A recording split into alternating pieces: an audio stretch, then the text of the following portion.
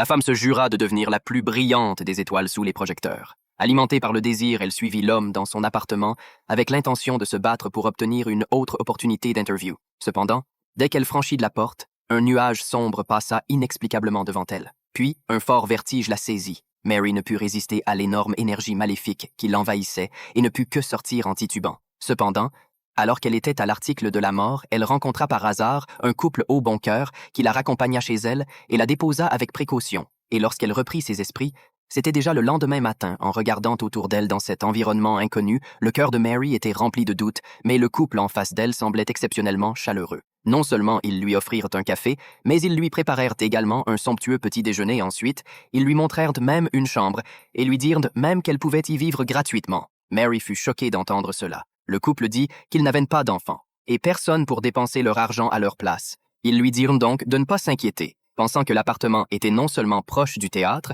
mais aussi qu'il atténuait la solitude du couple qui n'avait pas d'enfants. Mary accepta volontiers l'invitation. Elle ne se doutait pas que le destin avait déjà fixé le prix en secret. Après avoir pris sa décision, elle fit rapidement ses valises et dit au revoir à sa meilleure amie, puis elle emménagea dans l'appartement en toute légalité. De manière inattendue, en rangeant la pièce, elle trouva une chaussure de danse. Le vieil homme dit qu'elle avait été laissée par l'ancien locataire et la jeta à la poubelle. Peut-être sur ses gardes, Mary reprit la chaussure en secret. Avant de partir, le vieil homme invita Mary à une fête à l'appartement plus tard.